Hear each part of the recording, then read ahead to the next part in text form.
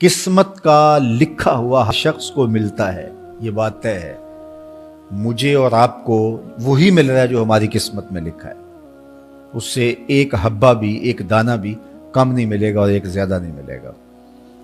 صحیح حدیث ہے، بخاری کی دیگر کتب احادیث میں موجود ہے، جب بچہ شکم مادر میں 120 دن کا ہوتا ہے تو 4 ماہ کا جب بچہ شکم مادر میں ہوتا ہے تو اس کی روح پھونکی جاتی ہے، تو فرشتہ آ کے اس کی عمر بھی لکھ جاتا ہے، اس کا شقی و سعید ہونا بھی لکھ جاتا ہے اور اس کا رزق بھی لکھ جاتا ہے۔ تو رزق جو لکھا گیا وہ ہمیں ملے گا، اور جب جب ملنا ہے تب تب ملے گا۔ جو لکھا گیا ہے وہ بہر صورت ہمیں حاصل ہوگا۔ اب وہ جو ہماری قسمت کا رزق ہے اس کے حصول کا ذریعہ کیا ہے؟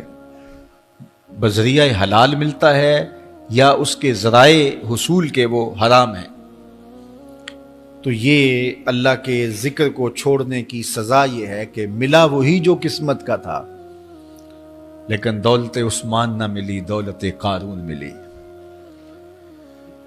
لکھا جو تھا، مقسوم تھا، ملا وہی، ایک دانہ بھی زیادہ نہیں ملا اور ایک دانہ بھی کم نہیں ملا، لیکن اس کی سزا کاٹنی پڑے گی اس لیے کہ حصول کے ذرائع حرام تھے۔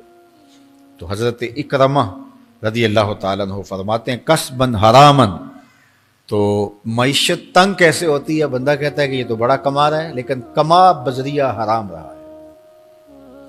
اللہ اکبر۔ بعض اوقات کچھ لوگ محنت کر کے بھی حرام کماتے ہیں۔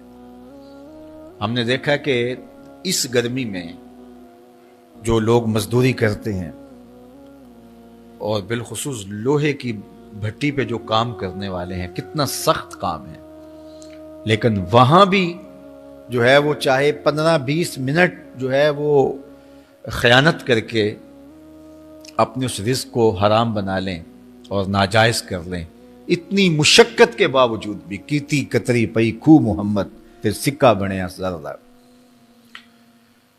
تو ایک سودا ایسے بھی بک جاتا اگر 2 منٹ گاہک کو دیتا، لیکن جھوٹی قسم کھا لی اور وہ لے کے چلا گیا، سودا تو بک گیا لیکن ذریعہ اس کا حرام ہو گیا۔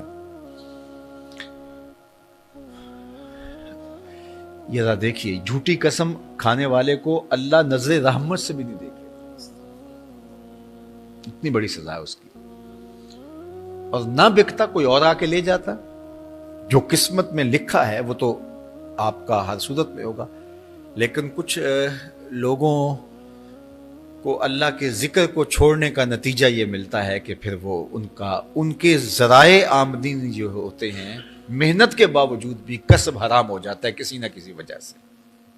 کئی لوگ دودھ اکٹھا کرتے رہتے ہیں، آخر میں ایک قطرہ پیشاب کا ڈال دیتے ہیں۔ سادہ مثال آپ کے سامنے رکھوں، کتنی محنت سے وہ کیا تھا، تو اپنی ساری محنت کو ضائع کر دیتے اور حرام کا ٹانکا لگا دیتے، ایک قطرے سے وہ سارا ضائع کر بیٹھتے۔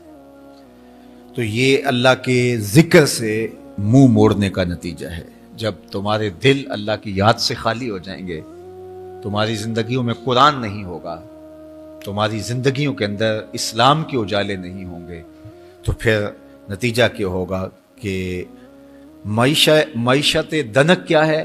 کسبن حرامن۔ دوسرا معنی کہ تنگ زندگی، تلخ زندگی، جو حضرت عبداللہ ابن عباس سے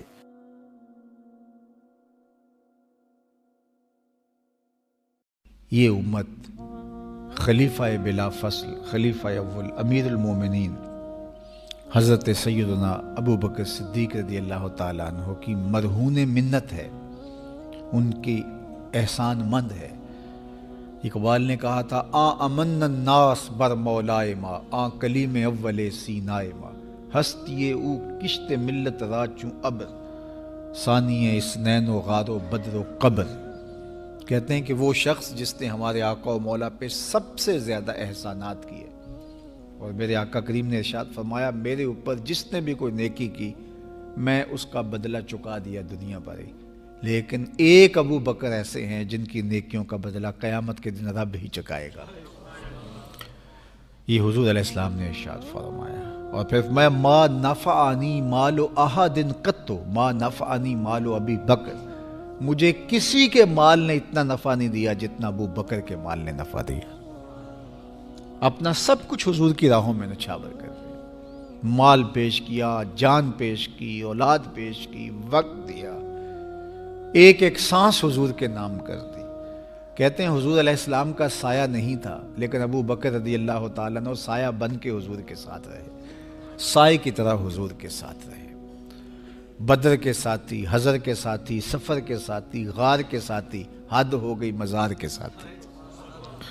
اللہ اکبر. ایک دن حضور ایسے نکل رہے ہیں مسجد نبوی سے تو کوئی لوگ داخل ہو رہے تھے، تو حضور کے دائیں ہاتھ میں ابو بکر کا ہاتھ تھا، بائیں میں حضرت عمر کا ہاتھ تھا.